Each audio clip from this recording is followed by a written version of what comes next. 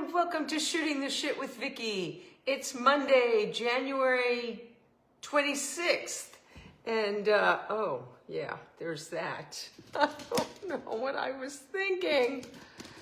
Okay, you guys, I was gonna be like right on time, but I kept waiting to hear from Snuffy to find out when he was gonna be home so that Rufus wouldn't go nuts while he came in the door. And Snuffy decided not to be in touch with me for the last almost hour, so I had no idea what his plan was.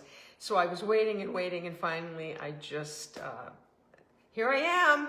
And of course, he's now on his way home. So we're gonna have mayhem when he drives up. The whole time that he's getting ready to get in the door, Rufus will be barking his patootie off, and we will be trying to not be disturbed by it. Rufus, you gonna do that? Poor Rufus has had, hi Pia. Rufus has had a rough time. He didn't eat his dinner yesterday or his breakfast, and he's being finicky with his food, and he's walking kind of creaky, and so all the supplements and the chews that were given him, I don't know, and switching to organic food, I don't know. So poor Roo, he's having a rough time. He was really getting back to himself last week and really being chipper and playful and the old Roo, and then he kind of went away again.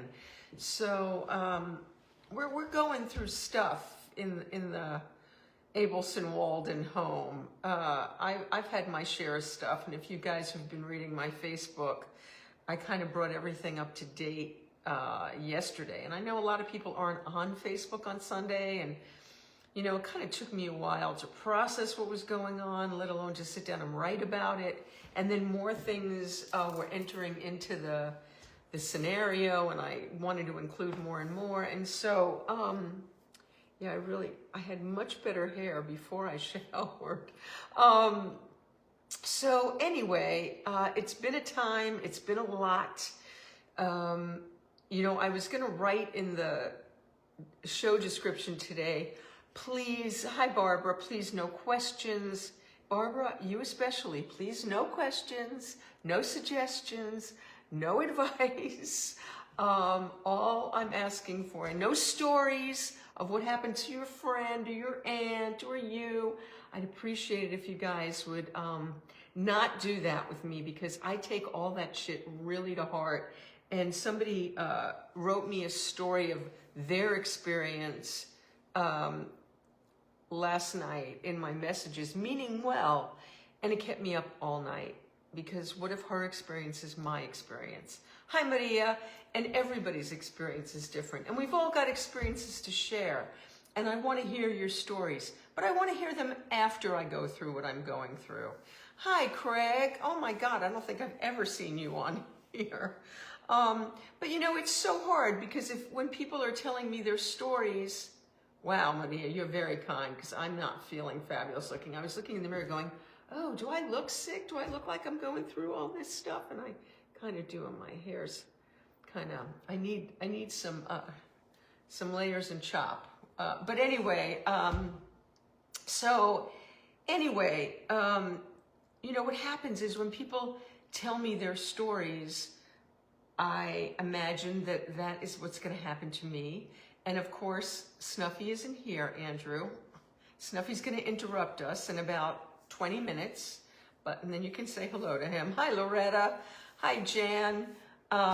So in any case, yeah, everybody means well. And, you know, I was on the phone with someone, I said, please, you know, it makes me crazy when people ask me questions, and you know, I tell them what's going on, and they'll say, well, what? And I'll say, you know, I just really don't want any questions, any suggestions, any advice, any personal stories, because I'm so vulnerable to taking that. I'm sort of an empath in a fashion. I think we all are when we want to be. Hey, Loretta. And hi, Kristen. So when I hear stuff, you know, I just take it on as my own, and I suffer it. And nobody really shares good stories. The stories they share are all kind of, I'm wearing my really fun, Craig, I'm wearing my my boots that you're not particularly fond of, my spat boots that I've got the strings hanging down. But anyway, they're more comfortable than wearing I've been wearing those higher cowboy boots, brown cowboy boots, but today I'm wearing the low ones because I wanted to be comfortable. In any case, I'm trying to think if anybody's told me a good story. Yes, somebody got on and told me a couple of stories of triumph after adversity, but still there's an element of to even those happy stories. And but most of the stories are about how people have suffered. And no, that is not helpful to hear. You know, yeah, we'll do the war stories when it's in the rear view, and you guys can tell me everything you want to tell me, and I'm going to want to hear all the stories. And I share what's going on with me for a couple of reasons, a number of reasons. One of the reasons why I tell is there's a thing in the rooms where they say you're only as sick as your secrets. Now, it's not a secret if I tell one person, taken care of. But I tell everybody everything, right? That's my disease. No, it's kind of what I do. I really am an open book. That was going to be the original title of my book, Open Book. Kind of a declaration, kind of a command, kind of a lot of, works on a lot of levels. But anyway, I am sort of that person. But also I realized too, as I was talking about it the other day, that I hope that in some way it's of service for me to share my fears, my trepidations, my experiences, so that, hi Esther, so that if anybody else is going through stuff right now or goes through it in the near future and remembers what my experience has been, it might help prevent making a couple of the mistakes maybe that I've made, or that some of the good things that I found out, because I've done a lot of homework. And I got to tell you, ChatGPT is my friend. He is your friend. I'm going to speak for me, but I've gotten so much information, so much specific information. I fed in my entire history of what I've been going through from the day one mammogram to today, all the test results that came back, all the testing I did, the doctors, specific doctors that I saw, everything. And Chat gave me back really informed information, questions to ask, who might be the best person for me to see, what treatment, I might want to ask about, what the side effects are of one thing as opposed to another, why something might be more advantageous. And he took into account my personal pathology and report. And so, is this the be-all, end-all? No, but it's a good place to start. I have questions to ask. I know what to ask. I know where to be concerned. I know possible things that might go right, possible things that might go wrong, why I might opt for one thing as opposed to another. I know the questions to ask, basically. So I assume that most of you who are on here, that we're pretty small and mighty right now, but I'm assuming that many of you have, hi Barbara, have read learned so much asking questions. And Chat is a great one to speak to, because when you ask Chat GPT a question, Chat will come back and say, would you like more specific information about this? Can I focus on this? Would you like to hear this? And, so even if it's questions I haven't even thought of yet, I'm a little flat today. Even if it's questions I haven't thought of yet, Chat's going to put them in my head, which I really appreciate. So I wrote the whole basic story up on Facebook as I've been going through it, including what happened to me on Friday. I'm going to run it through really fast for anybody that didn't read it. Why aren't you reading my Facebook? But just to get everybody up to speed so you'll know what I'm going through. It's been sort of a daunting experience. The last couple of months have been, whoo. So, I had the first mammogram in early November. I had to go back and have a diagnostic mammogram. I was then told I had to have a biopsy. At the biopsy, I was given another mammogram. I was maimed and infected and treated very badly at my biopsy. Had a really bad experience which kept me up at night and was kind of torturous. I then left that facility, never to go back again. And I am lodging a formal complaint. I made some calls, I wrote a couple of emails, and they called me back once or twice and they've dropped the ball because they're hoping I'm gonna go away, because they don't want me to file a lawsuit, I'm sure. And the fact that I'm going to have a permanent bump, probably, in all probability, because it's been a couple of months, it hasn't gone away. I probably have some sort of, I had surgery 2 weeks ago, and I'm healing better from that, and there'll be no scar from that surgery than from a biopsy. And everybody who looked at it said, no, it shouldn't be like that. So anyway, I'm not dropping the ball. I am going to call tomorrow and remind them about the formal complaint and say, if you guys don't follow up with me with this, I'm going to call a lawyer, because this is irresponsible behavior. I'm also going to go on Yelp and have my say, which I haven't done yet. I don't even know if they have a Yelp page, but I'm going to find out. They probably do. Most places do. And I go to Yelp. I've found my great doctors, and before I go for imaging, I look up the best, the ones that get the best ratings. I read the reviews. I know some people are just disgruntled over money or the parking or the receptionist. And receptionists are important. I'm kind of struggling with one right now who is not letting me speak to my doctor. She's kind of saying, oh, well, he'll be very busy Friday. Oh, and Monday he can't do it. Oh, and Tuesday he's doing this, and Wednesday he's doing this. And then he's out of the office Thursday and Friday. And I know that if my doctor knew I was being told that, that would not be good. I actually came up with a workaround, but that's a whole nother story. So in any case, as you guys know, my surgery was successful. Snuffy was told that it went well and there were no surprises. Well, ha ha, hee hee, ho ho, there was a surprise. And there was no way for my surgeon to know that at the time, but I didn't get to speak to him. I did leave a message for him, which he never got, to please call me. And when I went in Friday to have my post-surgical exam, the fellow who was working with my surgeon came in and he said, well, did you see your pathology? And I said, no, I didn't. It's not available online because I check. And I said, I tried to call, and how come you guys didn't call me? And then the surgeon walked, and the fellow continued, well, it turns out, when the pathology came back, they found a precancerous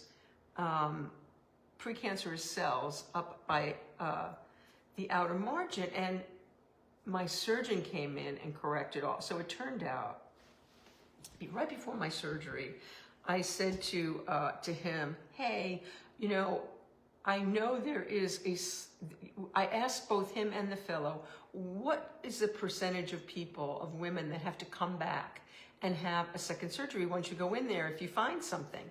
And the fellow told me very, very rare, maybe 1% to 2%, because if they find some more, atypical cells, they'll kind of leave them there and watch them. And I'm like, well, if you're going to do that, why am I having this surgery?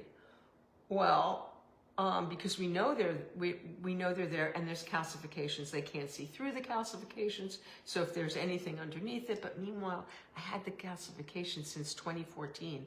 So the whole thing kind of was mind-boggling to me. Plus, I had a 3D AI mammogram and the diagnostic and all of this stuff. And anyway, so the surgeon said that what happened. So I said to the surgeon before the surgery, I don't want to have to come back here. So do me a favor, take out, everything you need to take out so I don't have to come back, but leave me pretty. And he smiled, and he has a personal relationship with Snuffy's doctor. And so I felt like he was invested, not that he's not invested 100% for everybody, but I felt like I was going to get just a little bit more. Plus, we were very copacetic from the get-go.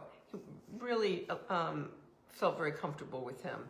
And so then I had that whole trauma with the anesthesiologist, who may be on the spectrum. Very weird. Didn't make eye contact. No smiling right. I complimented his watch band. He was all business. I told him I was sober. I asked him what he was going to use. Propofol, yay. Oh, and this cocktail, and what's in that? Ba, ba, ba, ba, ba. I didn't know what they ba, ba, ba, ba, ba was. He didn't mention Dilaudid. I again said, I'm sober. Don't want narcotics. Okay, the only time he smiled. Okay, so I got the Dilaudid. I was really, really sick from the Dilaudid after the surgery. I was feeling awful. The surgery was like nothing compared to what the anesthesia did to me. And I felt the effects of it for a good 5 days, 6 days after the surgery until it was finally out of my system. And I didn't have an opportunity to talk to my surgeon about it. So now he comes in on Friday, and I've heard this news from the fellow, and I'm like, what's going on? I can't believe, and when the fellow said, well, we got the atypical cells, and I said, there's a but coming. And he said, well, yeah, they found. Okay, so now my surgeon explains that, and he draws a picture, and he shows me where the wire went in and where my atypical cells were. So if this was the circle, I should really draw it so that, I meant to draw it for Snuffy the other day, but I'm going to draw it so that you guys can see. So over here was the wire, and over here was my issue, okay? So here was the wire that went in, and here was my issue.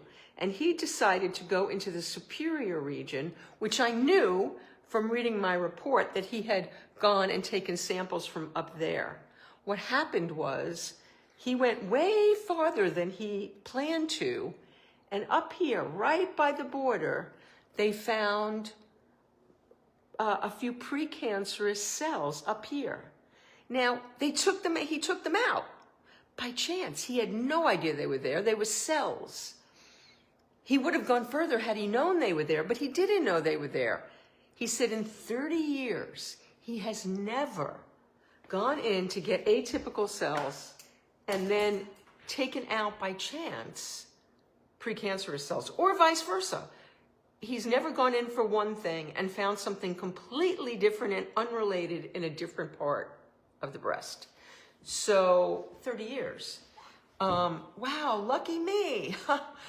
And he kept saying, he kept stopping himself from using the word lucky because he knew how I was feeling, and I wasn't feeling very lucky. But he kept saying, had those cells not been discovered, what might have come in a year from now, or 2 years from now, or 3 years from now? Maybe nothing would have come from them ever. How did they get by 4 mammograms, an ultrasound, and a biopsy? All right, the biopsy, they were targeting another area, but the mammograms, the ultrasound, the diagnostic mammogram, how did nobody see those cells? How did they not show up? Well, they're just cells, right? Well, could there be more? So he's saying, because they were up there at that margin, what if there are more hiding over here, right on the other side of it? What if there's a group of them? Well, what does that mean? Oh yeah, that means more surgery to take out more tissue to make sure that the margins are clear. So I'm like, okay, well, as of now, he's gone in around no scar. There's going to be no scar from him. And my Martha and Bertha look the same. Is it going to change anything? No. And he said, but then he starts talking. He said, well, in cases when there are precancerous cells, there's probably a few doses of radiation. And his fellow had already said, oh, they're Snuffy. Here we are. Oh, Gina, I will be praying for you. I don't know where they are. Here he is making, yeah. Thank you, Snuffy. Okay, Rufus will be quiet now. It's okay. So, anyway, Gina, I want, if you want to talk, I'm sorry you're hearing my story and you should turn this off because this is not going to happen to you. First time in 30 years, this is not going to be your experience. So, anyway, and I invite you to leave the show now because I'm going to just keep talking about what I've discovered, although I don't know if it might be helpful to you. Thank you, Carol. So, okay, so the fellow had already mentioned hormone therapy. I'm like, no, that is not happening because there's all kinds of side effects from that. And you got to go on it for 5 years. And this would all be prophylactic. We don't even know that there's anything else in there, that they didn't get everything, right? After all of those tests, you would think maybe a few cells got by them, but a lot of cells? What are the odds of that? Although, what were the odds of this? I don't know. So then, the surgeon mentions radiation. I'm like, no, I don't want to do that because I know what the side effects of that can be, right? It can change the texture of your skin. It can change the color of your skin. It can make bumps. It can do all this kind of, it can affect your heart and your lungs and blah, blah, blah. And I'm like, prophylactically to do that? That seems too extreme.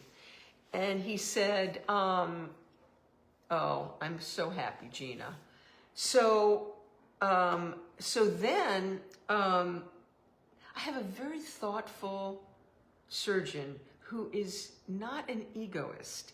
He came in with a plan, and I think it's a plan that this is what they do in these cases. But my surgeon is willing to listen and to reconsider. And so at one point he said, well, why don't you get dressed and we'll be right back.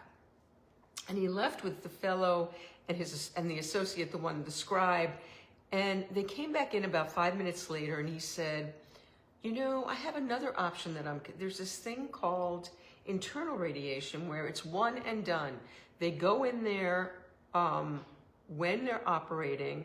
It doesn't mess up your skin. It doesn't have the side effects with the heart and the lungs. It's a one-time treatment, and I might be a very good candidate for that. And he tells me that his associate in his team does it. And I'm like, well, wait a minute. No, I researched you. I vetted you. I picked you. I don't want just somebody that, he said, no, you don't understand. She's, the top, the best of the best. And I would like you to have a consultation at least with her. And I said, well, he said, I'll be in the operating room with her if you want, if she does it. Because she's the one that specializes in this internal radiation. And I was like, I don't want to assume that I need to do this. Can we think this through? And then I said, well, what about an MRI? I said, am I going to have to worry every year that things are going to show up? And he said, no, we're going to cure you. You're going to leave here cured, and you're not going to have to worry. And I said, am I going to be a candidate for like an MRI every year? And I said, well, why wouldn't I have an MRI before this? And he said, because with MRIs, we can see rainbows. And I didn't know what he meant, but he said that we can see things that aren't really there. So, and then they end up over-treating things because right now, because I've had a biopsy, all these mammograms, a surgery, there's probably scar tissue in there. There's healing going on. So there's inflammation, there's healing, there's all kinds of things going on. So on an MRI, that can show up as a problem. Somebody explained to me that on theirs, it showed up as a shadow, and it was the healing from the surgery. So then they can tend to overtreat you. Well, I don't want to be overtreated, and I'm rethinking, ooh, do I want? Because first he's saying, okay, put it in order for an MRI. I suggested the MRI, and he took that, okay, yeah, we'll do an MRI, we'll get a second opinion with this other surgeon who does the thing, and she'll decide whether she thinks you're a good candidate for that or if you need it at all. And then he thought some more. And I said, if I was your wife, what would you have her do? And he said, just the surgery to remove more cells. Really? So now, he said the office is going to call you about the MRI. Had said the office is going to call you about the MRI, the appointment with the other surgeon. He's not mentioning the MRI anymore. And he did call me that afternoon, and I missed his call. That my phone didn't ring, because of course my phone does everything but ring, but take phone calls. And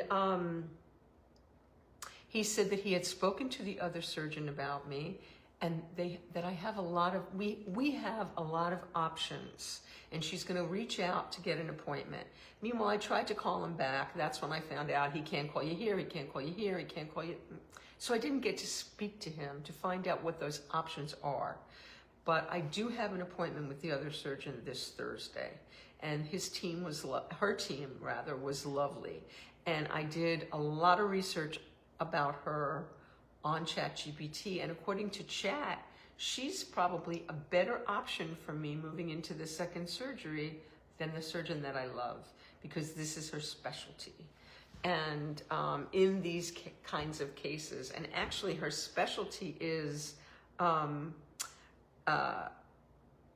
leaving women intact. I guess she's also does some plastic surgery, and she doesn't leave scars, and she does the one and done if it's appropriate, and she's conservative. Because she's a woman, she's very, I guess, protective of women and their bodies. Not that he isn't, but she's, and yeah, Chat thinks she would be a great option for me. So it's nice to know that I love my surgeon, and this woman, it sounds like. And then it turns out she got all 5 stars. On all her reviews were 5 stars. She only had 2 reviews on Yelp, and I'm like, wait, that's weird. Why would that be? And she had like 200 reviews on on MD, Doc MD or whatever, and they were all 5 stars. But people were talking about her bedside manner and, you know, how lucky they were to find her, but they weren't really talking about the procedures themselves. And Chat told me to calm down, that it really was, he didn't say calm down, because I would have gotten crazy. But, and because I think of him as a man, that's what a man would say, calm down. But anyway, Chat said that people don't really on Yelp talk about the procedures themselves. Now, you know, I guess it's more sensitive with a woman in her breast than it is to hearing about back surgeries and nasal surgeries and foot surgeries and hip replacements. And I can understand that women who are going through this are more private about their circumstance. So in any case, this is where I am. I hope that we're going to stay true to what my surgeon said, and the only next step will be a surgery to remove the tissue in the margins to make sure that they're clear. And I'm going to feel pretty good that they're going to be, because I had so many diagnostic things before, and I could understand a teeny weeny microscopic thing might get away, but a bunch of things doesn't make a whole lot of sense. So we'll see. I don't know. I haven't had my appointment with her yet. Haven't spoken to him again yet. So we'll see where we go from here. But I do know that I'm going to be a strong advocate for myself, and that I don't want hormones. I know people that have taken them, and you know, there are side effects. They've lost their libido. They've gone into menopause again. They get moody. It's been rough, and I don't want that. Prophylactic, if I needed it, if God forbid, there was definitive reason. Pre is not definitive. Pre is it could or it could not. And I do know people that had pre and never got the thing. So thank you. Prayers and love is exactly what I'm hoping for. As much as you may like your current surgeon, I find that women's surgeons may be more protective. Well, you know, he was actually very protective of me. And it was very fun. It was very sweet. At the end of my visit with him, I was visibly shook and dark and freaked. And I'll tell you why. I was kind of expecting something, or not totally surprised, but he went, at the end of the visit, he went to say goodbye, and he kind of gave me like this awkward hug, like he wasn't going to do anything beyond what is appropriate between a doctor and a patient, but he gave me like sort of a virtual hug. It was awkward because we both kept our distance, but he leaned in for it, and I thought that was really sweet because he wanted to comfort me, and he makes eye contact through the whole thing. Just, I feel very safe in his very capable hands. So, but now that I feel really good to know that this woman is very protected. Yes, indeed very protected. You know, but like, somebody was talking about a therapist named Tiffany, and I was like, I would never go to a therapist named Tiffany. I don't know any Tiffany's who are over 40, first of all. certainly not one over 55. And I don't take that name seriously. I'm sorry if there are any Tiffany's watching, but I'm not going to Amber for advice. I'm sorry, but and I actually know a lovely Amber. But so this surgeon's name is Christy, and I'm like, oh my God, it's like going to Tiffany for therapy. I'm going to go to Christy for surgery. But it turns out she's, got quite a background, and yeah, she went to schools that are not in the top, although she did her fellowship at USC, but I don't know, can't remember the University of, I don't know, South Carolina or something is where she got her medical degree. And I'm like, right away, I know from going through all the law stuff with Samantha and the undergrad stuff and getting into NYU, how tough it is to get into these schools and what it takes.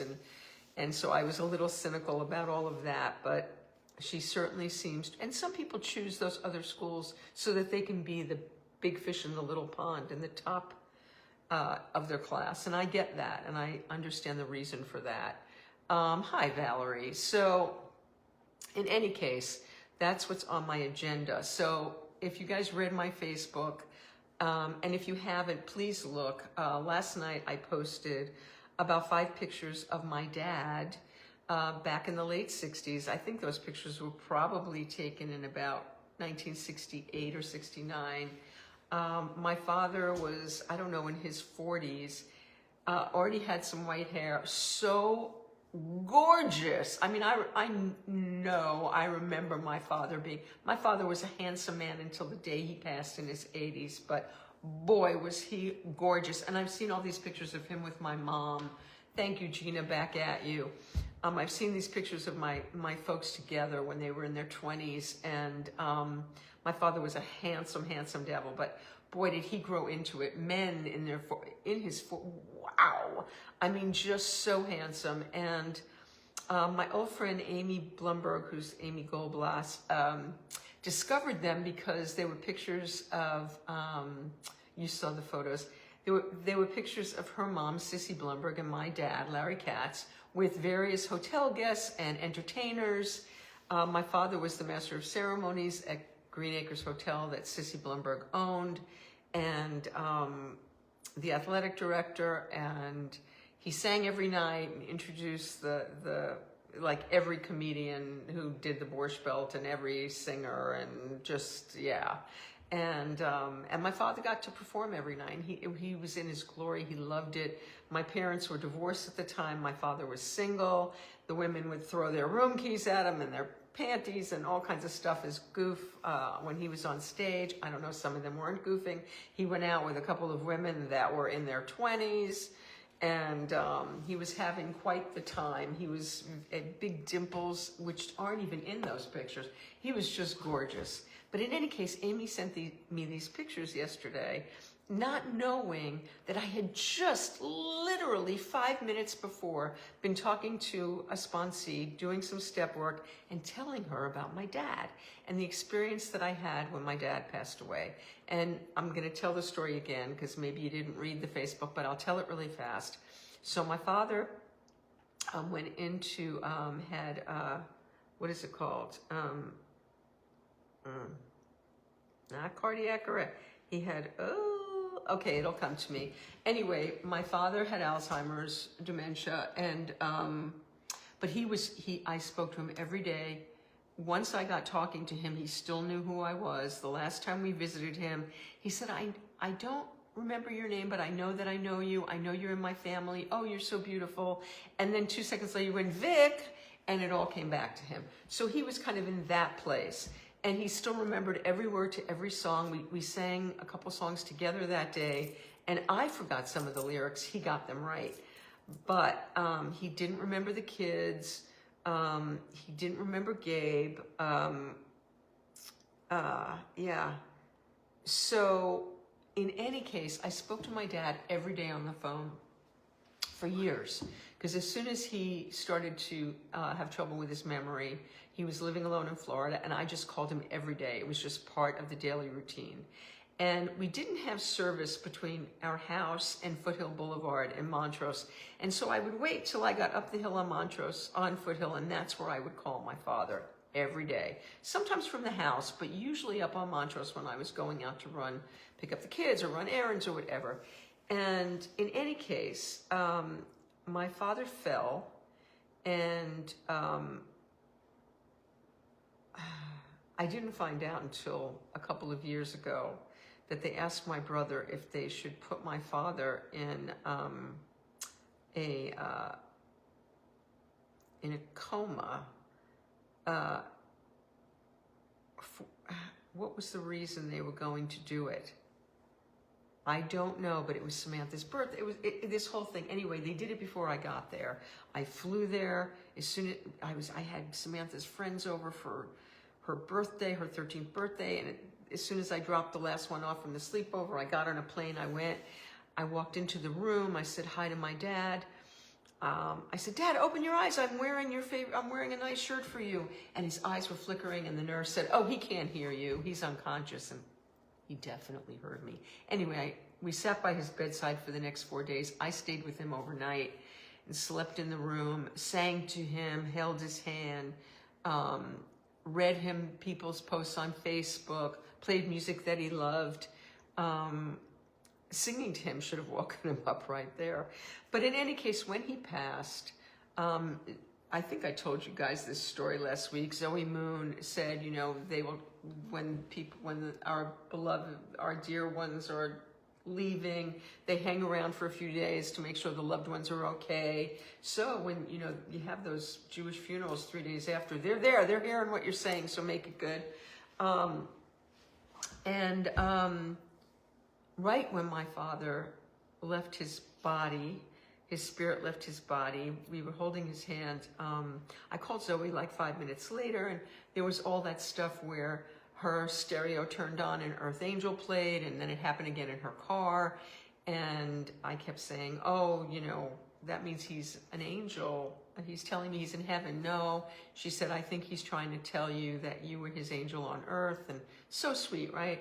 And so all these signs were happening. So when I got back home that night, there was an owl outside my window, and I told Zoe, and she said, oh, that's very common that as the spirits are crossing over, they show themselves as an owl, and that's your dad. He's right there with you. And I could feel that, right? And so then the next day I was up on Foothill Boulevard, and all of a sudden these lights, beams of light started hitting the front of my car, and it was broad daylight. I'm like, what is going on? I mean, I thought I was in an electrical storm. It was kind of scary.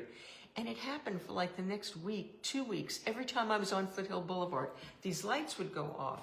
And likewise, this owl stayed by my window night after night for like at least a week. And then Carl Reiner came and was coming to Women Who Write a couple years later. And there was an owl outside my window the night before and the night after. But right after, a couple weeks after my father had passed, or maybe it was even sooner than that, my electric toothbrush kept going on. And I had a Women Who Write, and I put my electric toothbrush in the kitchen so they would hear it. And sure enough, I'm doing my opening snarks, and all of a sudden we hear zzz, zzz. I even have a video of it, just like going off by itself. And then I have this razor that you put batteries in, and it goes zzz. And so I'm in bed one night, and I hear zzz, and I go in, and the razor had fallen off the windowsill and onto into the bathtub. And I turned it off, put it back on the thing, got back in bed, and it did it again. Zzz. I go in, it's back on the thing.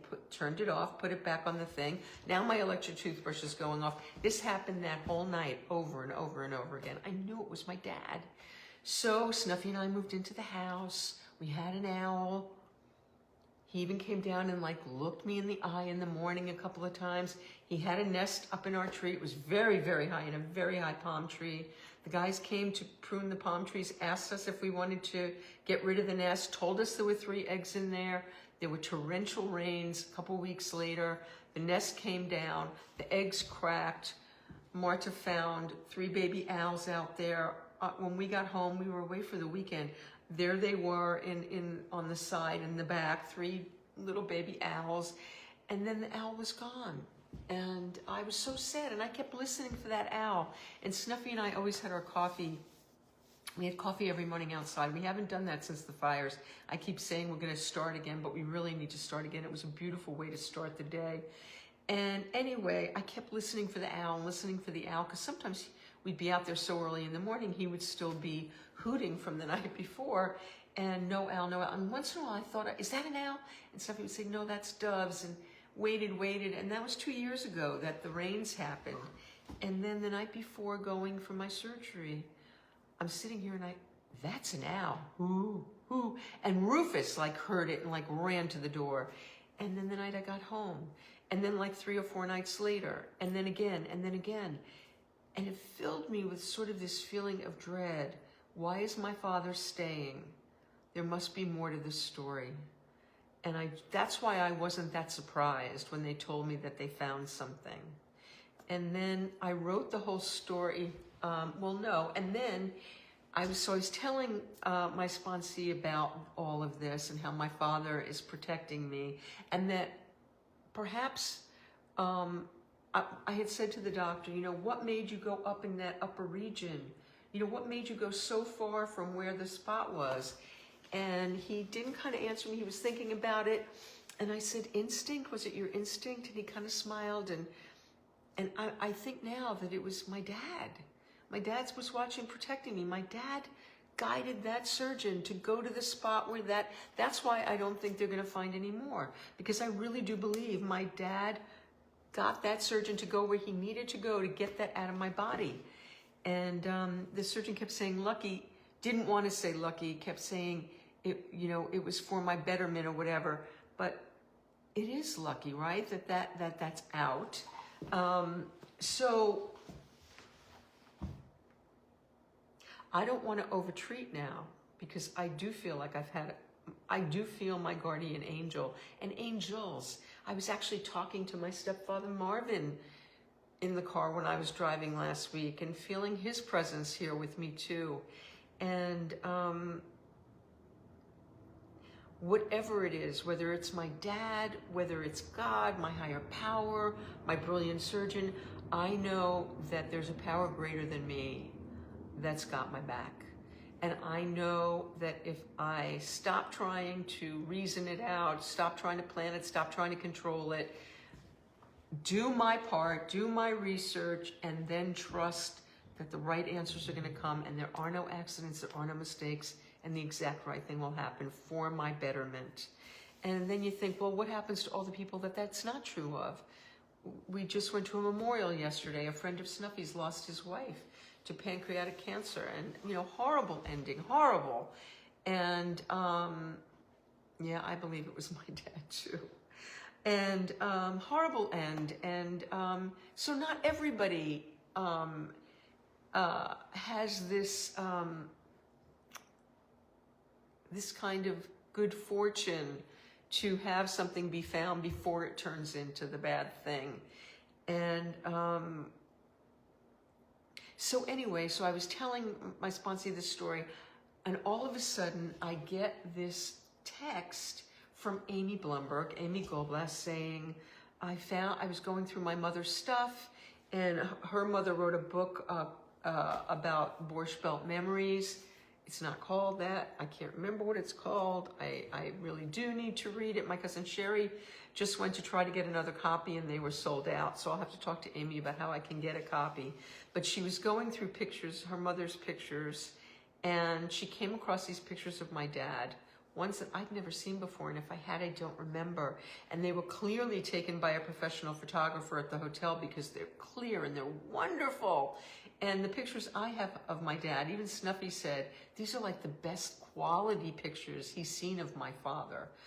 Because mine were taken on, it was before we were walking around with cell phones, mine were taken on Instamatic cameras and crap cameras. I had a 35 millimeter. I don't think I used it very much. So it is amazing, Jan, and I'm happy you have your father guiding you. So so Amy sent these pictures, and I guess she had read about my surgery on Facebook, and I'm in touch with her brother Paul, my first true love. We actually had breakfast over the summer and hadn't seen each other in 50, 60 years and 50 years and more. And he's been a wonderful, strong presence in my life for the last 30 years, back in my life. Just been a good, solid friend. And maybe Paul told Amy, he called me the day after my surgery to see how I was doing, so thoughtful. And so maybe Paul told Amy about my surgery. Maybe Amy saw it on Facebook, but she said, I thought these pictures might give you some comfort while you're recovering, or make you smile while you're recovering. And it was before I had written that whole post, obviously. It was about those pictures. And if that was not a validation that my father is with me and a sign, because there he was looking so gorgeous, and the way I remember him when he filled me with such joy when I was a little girl and my parents were divorced, and I would go with him for the summers up to Green Acres and spend the summers there. And Amy was like my closest friend, and we spent like every minute. We worked the switchboard together and hung out, and I used to hang out in her apartment. Anyway, just love her. And she's a grandma now and has all these kids and grandkids, and it's wonderful. But in any case, the last time I saw her was when Harry was a baby. We went to visit her and her husband. I don't think I met her husband that day, though, but I did see Amy, and she met Gabe and Harry. And it was probably the last time I was in the Catskill Mountains, too. No, I think Snuffy and I went up there. No, we did not. We only went to New York City. Anyway, I haven't been to the Catskills since then, I don't think. And in any case, to me, that was a complete validation of everything I'd been thinking and feeling about my dad being with me, because here she delivered him to me in all of his glory, looking gorgeous. And I believe that that is how my father is in his spirit, that gorgeous man, not kid, in his 40s with some wisdom and experience and some heartache and a lot of joie de vivre. My father had so much joie de vivre. So I know he's going to walk me through, he's going to hold my hand through these next steps. And I have the best medical team I could wish for, and a really supportive and loving partner. Snuffy's been amazing. He's been great through all of this. Just so there for me, and kind and loving and attentive. Okay, today he didn't let me know when he was coming home, and he walked in the middle of my show. But beyond that, he's been fantastic. And I'm so grateful. He came, it was crazy because I wanted him to come with me. They suggest that when you're going to any kind of breast thing and getting any kind of news, you should bring somebody with you, because you might get bad news and you can't hear it. And so Snuffy came with me to my post-op appointment, but I thought they were going to do an exam first. So I said, okay, why don't you wait in the waiting room, and then we'll have you come in when we talk.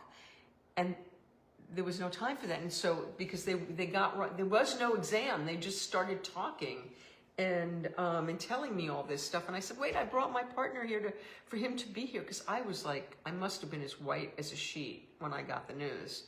And but Snuffy was there with me when I came out, and has been there for me, every minute until today, since. And really grateful and really lucky and blessed to have that, to have him in my life. So, and also what was interesting, my mother, who can kind of, start asking too many questions and get too intense and be all over the place. When I told her the news, she was really calm. She was right there. She was really calm. Okay. She asked one question. She stopped. I was afraid to tell the kids. I told the kids. Samantha was checking in with Snuffy all through the surgery. She, as soon as I told her that I had news, she called immediately. And Harry did as well. Then the next day, Harry was giving me a hard time about not being attentive to Harry, but that's okay, because he got over that really fast. In any case, we went out Saturday night with my mother and the kids for Tristan's birthday and my son-in-law. And it was the first time since getting the news on Friday late afternoon that I smiled and was able to have a good time. And I want to keep reminding myself to lighten the fuck up, that everything is going to be okay. I forgot that thing from the Marigold Hotel that Craig always reminds me of. Everything is going to be all right. Everything will be all right in the end. And if it's not all right, it's not the end. I'm getting that wrong, but you get the gist of it. Everything is going to be all right. And if it's not all right, it's not the end. I don't know. So everything is going to be all right. Historically, everything is always all right, no matter what happens. And we've all gone through our share of stuff. And I have certainly gone through my share of stuff in life. But I believe that every single thing that has happened has taken me to a better place. Wow, that just gave me chills, because I was thinking about all the people that aren't as lucky, all the people that have so much trauma and then it doesn't go well and they pass. And we've all lost loved ones and people that mattered so much, and some of them have gone horribly. And I want to think that none of it is not for nothing, and that they end up in a better place, and their next life is a better one. And I do believe in reincarnation, and we do have many lives again and again, and that sometimes maybe we have to go through what we go through so that scientists can learn things and people can learn from that experience and do things differently. So what have I learned so far? I know for sure that the diet that I had was not working for me. The Sunfare, just eating protein and vegetables and eating all of that red meat for 2 years, did not serve me. I don't care if it's organic and grass-fed. Not really eating meat. Did have some salami, sopressata the other day, but really, we've been eating this Mediterranean diet, so we're getting fish and vegetables twice a day, 5 days a week. Kind of getting really sick of it. Snuffy's going off of it, but he's off sugar. So that's another thing, sugar, not good. Now that he's off it, I was never really a sugar freak, but now that it's not going to be around at all, I'll not do it either. Christy Funk says green tea. So I did some research with ChatGPT about green tea. Is there any medical validation to green tea? Well, they're not saying that it's going to stop cancer, but they do say that women who drink 3 to 5 cups of green tea a day have a lower percentage of cancer, breast cancer.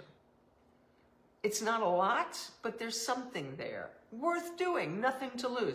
There's nothing to lose. People who are overweight, women who are overweight tend to have more estrogen in their breasts, and they tend to get, and I'm like, wait, I've been overweight for 2 years. I've been carrying around an extra 15 pounds. Not good. It's now time to not fuck around. Although we went to the store today and got all these snacks for Snuffy that don't have sugar in them, so he has something. And of course, with all the skinny pop and all of that, he got some Cheetos, and I said, well, you've got to get me the Puffs then. He was getting the crunchy ones, and I'm a Puffs person. Well, I've been talking a long time, and I hate the way my hair looks. But anyway, yeah, Cheetos, and I can't resist Puffs. But, you know, there's one bag, one and done for the Cheetos. I can't remember the last time I've had Cheetos. That is comfort food to me. We've been eating some potato chips, not good. Anything from a bag, anything processed, not good.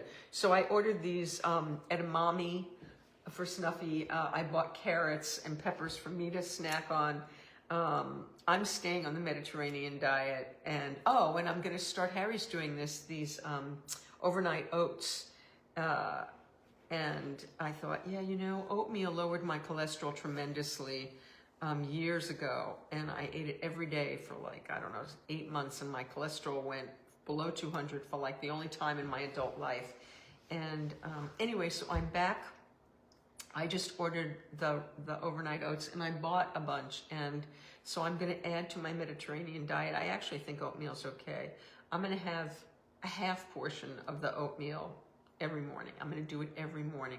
See if I can get my cholesterol down, and I figure that's probably, oh, and Manuka honey. I've been having Manuka honey in my tea, small bit of it, because Manuka honey is supposed to be good for autoimmune and all of that. So there are things I can do. We were bad yesterday, though. We'd only been eating fish for like 2 weeks, and yesterday we had Roscoe's fried chicken. Oh, and you know, it wasn't even good. It was dry. It was like, whoa, why did we do that? So really got to be thoughtful.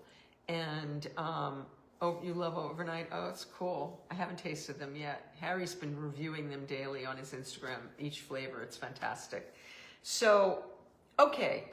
So you're all caught up. The only thing I wanted to say about what's going on in the world, it's unfathomable, horrific, dangerous, scary, fascism, violent. What is going on? I am so proud of the people of Minneapolis who have been turning out in these freezing cold and demonstrating. And I think we are on our way to peaceful revolution. I pray so. This is unacceptable. I must stand up and be counted. This is murder. Our people are being murdered in the streets. Watching that film is nauseating. It's like impossible to watch. It's just crazy that this is happening in America. It does feel like Nazi Germany. It's insane. They're hunting innocent people down. People are afraid to leave their homes. Anne Frank, it's crazy. Alex Preddy. Say his name. Christy Nome, the idiot, everyone that's surrounding him. And I heard this great video on Instagram where this woman was saying Congress are the only ones that can stop this, and they have the power to stop this. They have the power, and they're doing nothing. We have got to get Congress to do something. We can't do it. We can get them to do it. We have to get them to do it. We have to make our voices so loud that they have to do it. And as far as viewing this week, the distraction of the week, so Hijack is in season 2. We went back and rewatched season 1. It's spectacular. It's stunning. It's thrilling. Idris Elba, oh my God, he's unbelievable. And now we're watching his series Luther. We've gone back to we went back to season 1. We finished season 1, just finished season 2. There are 5 seasons. It's magnificent.